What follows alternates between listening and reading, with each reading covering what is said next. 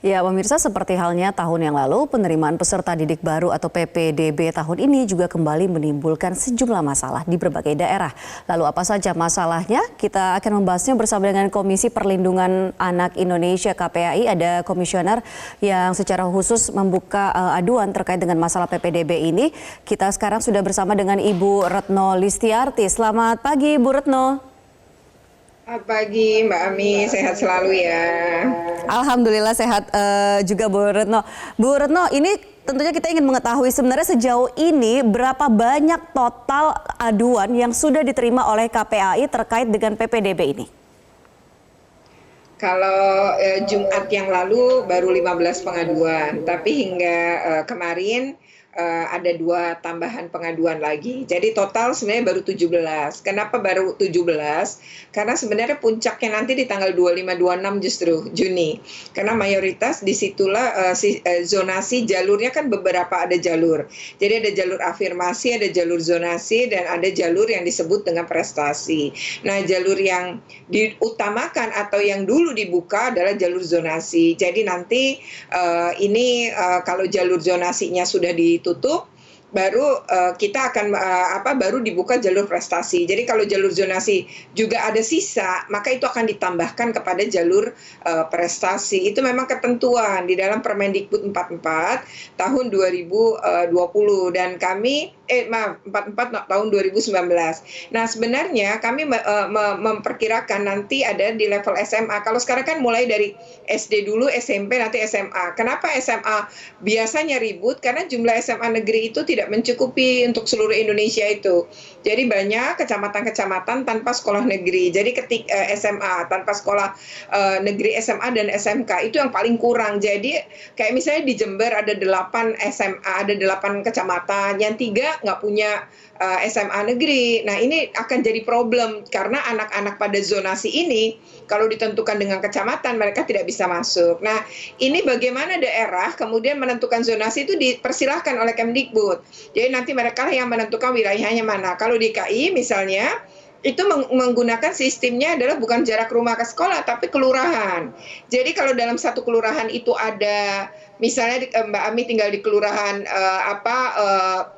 A, kemudian di kelurahan A itu ternyata ada 4 sekolah negeri yang akan anaknya Mbak Ami bisa daftarkan, maka Mbak Ami bisa memilih keempatnya itu gitu. Nah, jadi pilih berdasarkan urutan. Itu yang sebenarnya dilakukan kalau untuk DKI Jakarta. Oke, saya stop di situ Bu Retno. Soal zonasi dan juga kelurahan, misalnya kasus DKI Jakarta itu kan juga ternyata ada persoalan yang saya ketahui seperti itu, bahwa ketika di satu kelurahan tidak ada SMP tersedia di situ. Nah, sementara juga ada lagi bahwa di satu zonasi tapi sebenarnya di satu kelurahan justru jarak sekolahnya itu lebih jauh ketika misalnya ada kelurahan lain yang jarak antara rumah si anak dengan si sekolah tersebut itu lebih dekat, taruhlah 1 kilometer, tetapi ternyata berbeda kelurahan, jadi itu tidak menjadi zonanya dia.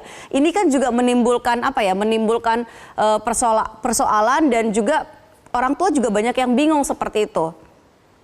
Ya, sebenarnya kalau kelurahannya berdekatan, mereka menggunakan sistem yang disebut dengan zona bersebelahan. Jadi zona bersebelahan itu begini, misalnya saja saya tinggal di Kelapa Gading, saya kelurahannya adalah Kelapa Gading Timur, tapi ternyata anak saya maunya ke SMP 99 misalnya yang berada di dia di Kelurahan Kayu Putih, kecamatannya Pulau Gadung. Karena secara letak saya lebih dekat. Kalau itu masih wilayah Jakarta, maka diperkenankan saya memilih itu gitu. Jadi ada namanya kelurahan-kelurahan yang dia itu kategorinya adalah berdekatan. Jadi zona berdekatan walau beda kecamatan diperkenankan. Kemudian yang kedua adalah ini sebenarnya kalau wilayah lain, jadi kalau kita berbicara wilayah lain bukan Jakarta, mereka mayoritas adalah menggunakan jarak rumah. Jadi harus ada alamat dan Google Map-nya.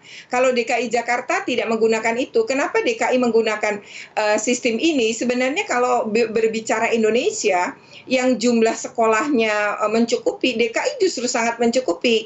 Jadi kalau DKI selama ini menggunakan sistem nilai, padahal dia bisa gunakan zonasi murni, maka sebenarnya DKI baru tahun ini membuka peluang itu.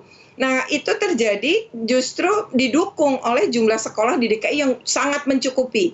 Jadi di sekolah di DKI itu bisa sangat berdekat-dekatan. Jadi kalau dia menggunakan sistem ini sebenarnya tidak perlu khawatir. Misalnya sekolah negeri untuk SD, DKI itu punya lebih dari 2.000. Kemudian untuk SMP dan SMA, kalau SMP ada 350 lebih, kalau untuk SMA yang sedikit, yaitu punya 117 SMA negeri. SMK ada tambahan 7 lagi, jadi sekarang SMK punya 70 SMK negeri. Nah, kalau berdasarkan ini sebenarnya dengan jumlah penduduk DKI dan anak yang bersekolah di DKI, itu persentasenya lebih baik daripada dibanding secara nasional, Mbak Ami. Oke, itu kalau untuk kasus DKI ketika jumlah sekolahnya cukup. Tetapi Ya, bagaimana dengan daerah-daerah betul. lain yang mungkin jumlah sekolahnya tidak Nah, sebanyak DKI, tapi belum berarti betul. juga bahwa jumlah anak atau siswa barunya pun juga lebih sedikit seperti itu. Nah, kita akan bahas di segmen berikutnya, Bu Retno. Pemirsa Ya, tetaplah bersama kami. oke.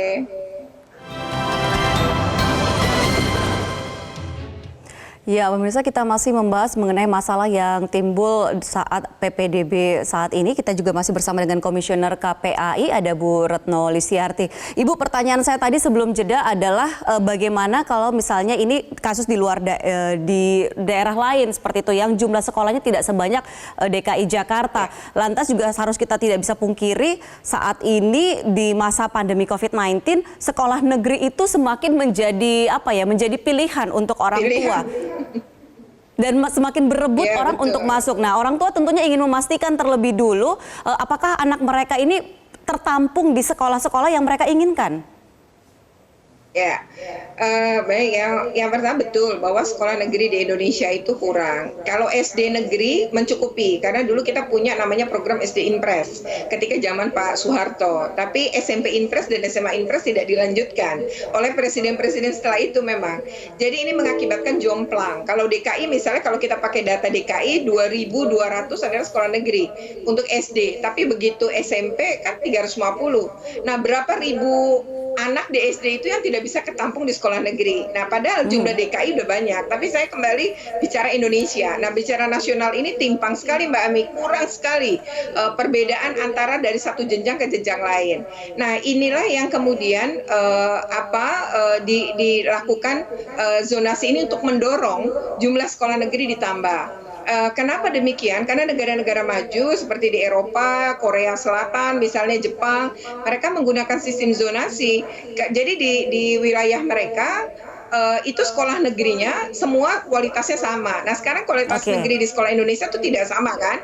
Nah, itu nanti akan didorong. Nah, tapi dari sisi jumlah, berdasarkan pengawasan kami 3 tahun setelah zonasi ini menjadi kebijakan negara, kami melihat daerah-daerah yang mulai membangun sekolah negeri. Contohnya, Kota Bekasi itu dalam waktu 3 tahun ada 7 SMP negeri. Kota Tangerang dalam waktu 3 tahun ada 9 SMP negeri baru.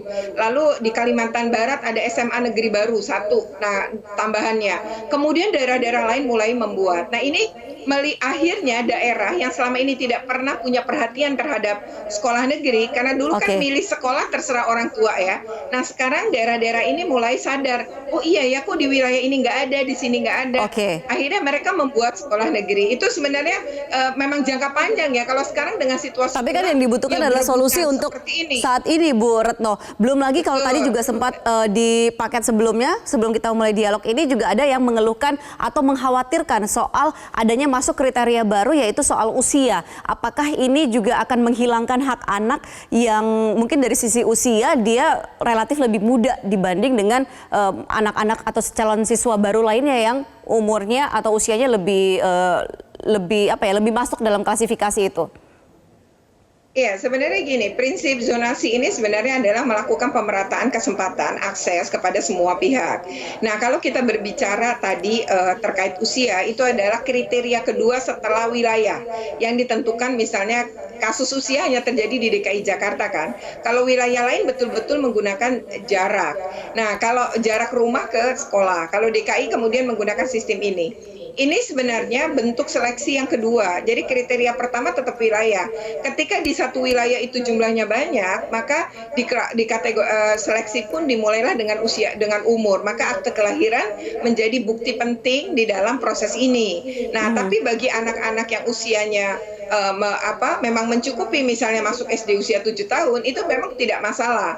Nah, ke depan memang usia masuk SD ini yang kalau berdasarkan psikologi memang lebih pas pada usia 7 tahun, perkembangan anak itu akan dipergunakan nampaknya jangka panjang oleh pemerintah DKI. Nah, yang kedua, ini kenapa ini dilakukan gitu ya. Sebenarnya prinsip pemerintah adalah tadi ya, memberi akses kepada semua karena ada risetnya. Jadi penelitian selama 8 tahun yang diadakan oleh Balitbang Kemdikbud itu membuktikan anak-anak yang berasal dari keluarga miskin itu ternyata mengeluarkan biaya pendidikan lebih besar karena sekolah-sekolah negeri itu justru yang masuk adalah anak-anak dari keluarga kaya lantaran secara nilai mereka mencukupi karena mereka punya kemampuan secara ekonomi, bayar bimbel gitu ya, buku tersedia, dari kecil sudah bergizi cukup. Nah, ini akhirnya anak miskin itu kalah dari sisi semua itu yang kemudian nilainya jelek. Nah, sekarang sistem ini kemudian membuka ruang untuk semua tanpa lihat nilai. Karena itu juga sesuai dengan konstitusi di pasal 31 ya.